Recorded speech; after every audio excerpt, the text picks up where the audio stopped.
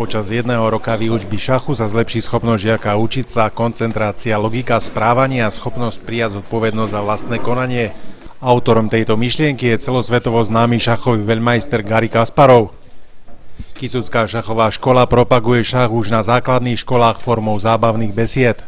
Základná škola Milana Rastislava Štefánika bola v poradí už 4. školou, ktorú navštívili členovia šachového klubu Kajza Časa 30. mája, aby získali školákov pre túto kráľovskú hru.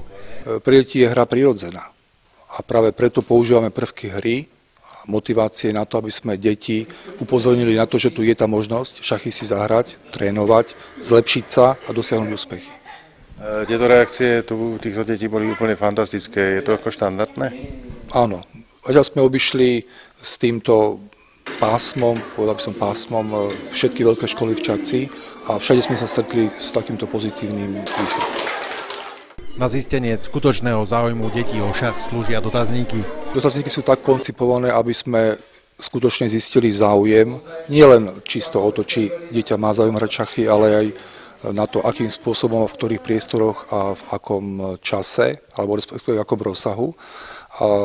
Momentálne ešte ich len zbierame, pretože túto akciu sme realizovali na školách v meste Čadca len v tomto týždni a v minulom týždni. Boli sme veľmi prekvapení z toho, že koľko veľa detí vie hrať šachy.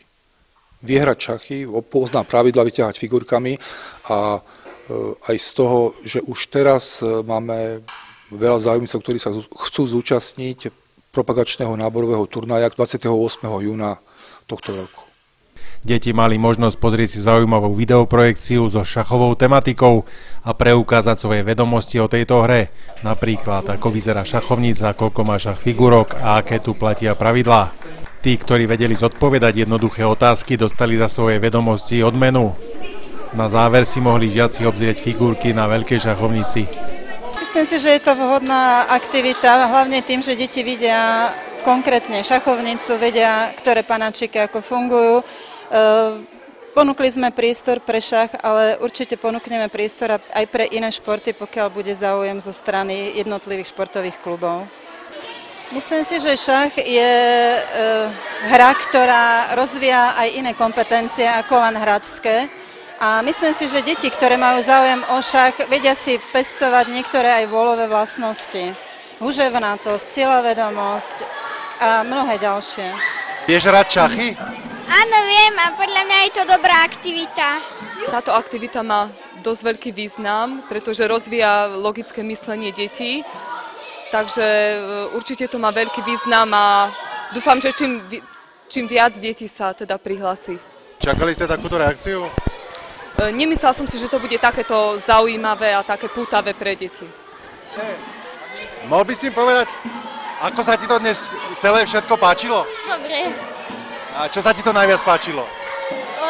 Ten šach veľký. Dobre, takže môžeš povedať, čo si získala? Pištoľku. A za čo to bolo? Lebo sa ma pýtali, že koľko tých políčok je na celej šachovnici. Ja som povedala, že 64. Som vyhrala túto cenu.